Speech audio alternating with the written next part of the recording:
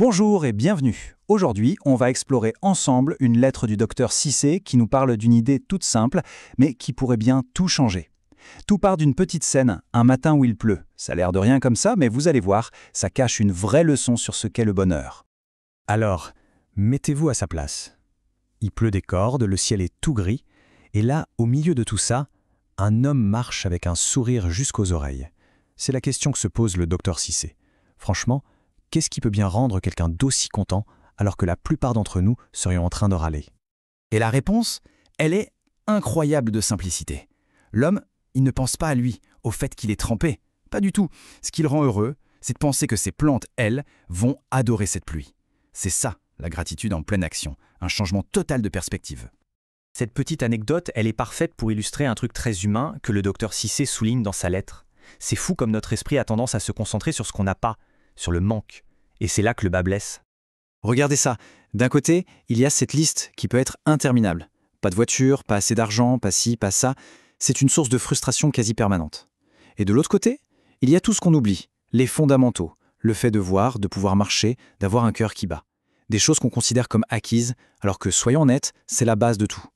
Et pour que cette idée soit encore plus claire, la lettre nous raconte une autre histoire, très courte mais très puissante. C'est l'histoire d'Adjoa et de comment un simple changement de regard a complètement bouleversé son quotidien. Alors, imaginez la scène. Adjoa, elle doit marcher 2 heures, chaque jour, simplement parce qu'elle n'a pas les moyens de prendre un transport. On peut comprendre sa frustration, sa fatigue, ce sentiment d'injustice, non? Sa plainte semble complètement légitime. Et c'est là que la magie opère. Attention, les circonstances d'Adjoa, elles, n'ont pas changé d'un pouce. Le chemin est toujours aussi long. C'est elle qui a changé. En décidant de porter son attention sur la beauté des arbres, sur les gens qu'elle croise, eh bien, son expérience de la marche est devenue tout autre. Elle ne subit plus, elle vit. Et le résultat, elle arrive au travail, heureuse.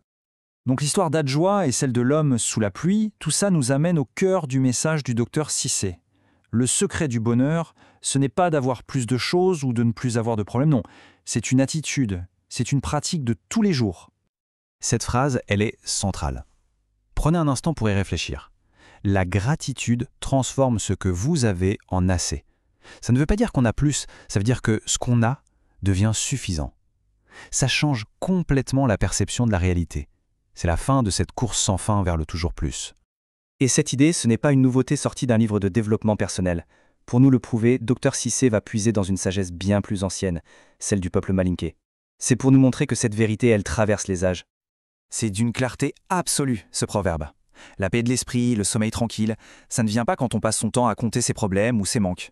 Ça vient quand on prend le temps de compter ses bénédictions, toutes les choses positives dans sa vie. Bon, c'est bien beau tout ça, mais comment on fait en pratique? Eh bien, la lettre ne nous abandonne pas là. Elle nous propose une action toute simple, toute concrète, une petite mission à faire dès ce soir. La mission est super accessible. L'idée, ce n'est pas de révolutionner sa vie en une nuit, c'est juste de prendre quelques minutes avant de s'endormir pour noter 3 choses, même toutes petites, pour lesquelles on peut dire merci. Ça peut être n'importe quoi. Un bon repas, un rayon de soleil, un mot gentil. C'est un entraînement en fait, entraîner son esprit à voir le positif. Et voilà la question finale de la lettre du docteur Cissé. C'est une invitation à réfléchir. Que se passerait-il dans nos vies si notre premier réflexe n'était plus de lister nos soucis, mais de faire l'inventaire de nos joies? Et si la clé du bonheur était juste là, dans ce simple changement de calcul? C'est une pensée puissante pour terminer.